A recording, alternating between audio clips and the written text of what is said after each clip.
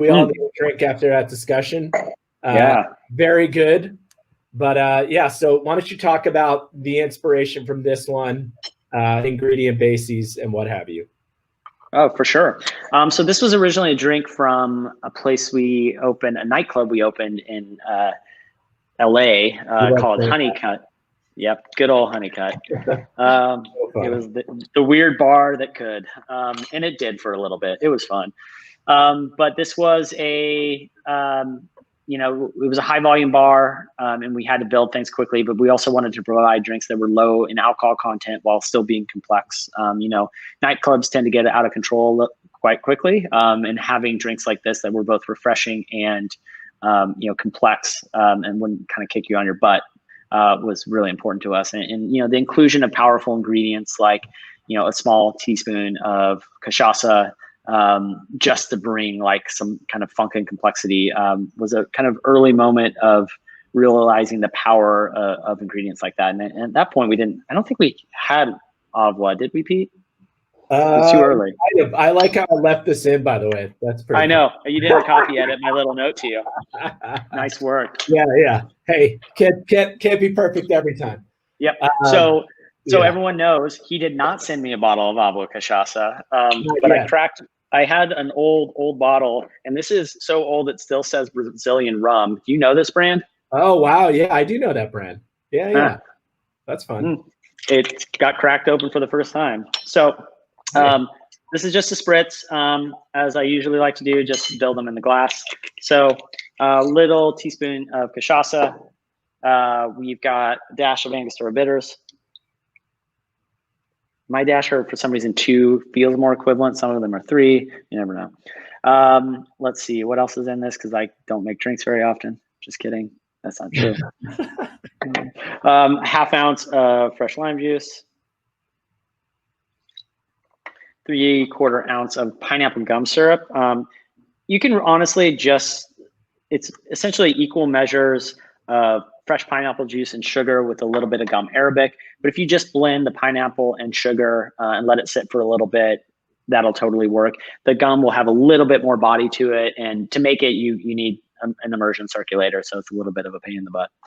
1.5 ounces of Lillet Rosé, which is a nice light fortified wine, and 1 ounce of Plantation 3-Star. So this is a rad rum, blend of 3 different rums, 3 different islands rums, and made by the wonderful people at Maison Ferrand, which have been massive supporters of our community before and during and ongoing, and are just wonderful people altogether. And this rum, I think what I love most about it is it's delicious, first and foremost. Second, made by great people who I love spending time with. And third, is incredibly affordable. I don't know what the prices are in every one state, but this stuff will not set you back too much and really packs a good punch. So I love it. It's what I pull for when I make daiquiris at home, which this summer was frequently. Because I'm lazy during this cocktail. Sponsoring this fun session. Yes, thank you, Plantation. We love you.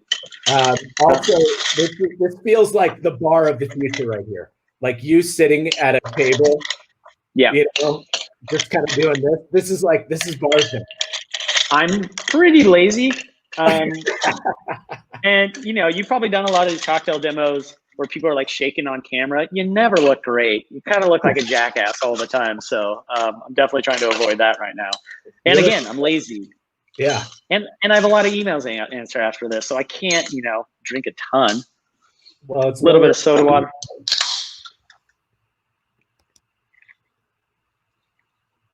Spritz wouldn't be a spritz without some bubbles. Quick little fold. And I called for in the recipe mint, but it seems I could use just a little bit more temperature change. It seems that my local little market doesn't have any mint because they are so hyper local. So I grabbed some basil, which honestly, any nice aromatic leafy herb is perfect for this drink. Kind of just creates a little bit more complexity on the nose. And there you have it. Wow. Pins and needles. That looks fantastic right now. Really good end of summer drink. Mm-hmm. We'll have to make sure you get a bottle of mine. Absolutely. I don't think you can find that brand in the US, so it's impressive you have that. Yeah, I don't know where this came from. I think it was like Dave's at one point, or I don't know. Who knows? Those are fuzzy nights in Brooklyn many years ago. So if anybody wants to make this along with us, we hope you are. Please feel free to post this up. Tag hashtag Tiki by the Sea at Tiki by the CNJ. We love to see those. Nice, simple beverage, which is great. Not always the case for you guys, but super fun. But I do really commend you guys for, the way you've done the books. Really breaks it down. It gives a lot of context for people. It's not just here's a spec, here's an ingredient, go for it. That kind of vibe. So, keep doing that. I think it's great and much appreciated. Well, thanks. I'm another thing that we're working on now is another book, and this one definitely very targeted at empowering people at home to interpret recipes and be able to make them, even if they don't have one esoteric ingredient. So we're very excited about that. That's good. Guillaume and I will make sure you have bottles for that one this time. Excellent. He gives a thumbs up in the background. The green room, if you will. All right. Very cool. Thank you much, sir. Thank you. We're going to go to 5 questions. Oh, wait, hold up. Let's put your info up. If anybody wants to stay in touch, a.day at Gin and Luck. A reminder on the tip jar at Alexander-Paul-Day. If you guys want to contribute, these are all the Death & Co handles. I'm sure you can easily find them. As you mentioned, you guys do a great job on that. Brittany is mentioning hazy nights in Brooklyn may have happened more than once. She was my roommate after all. Oh, I didn't know. I don't know if I knew that.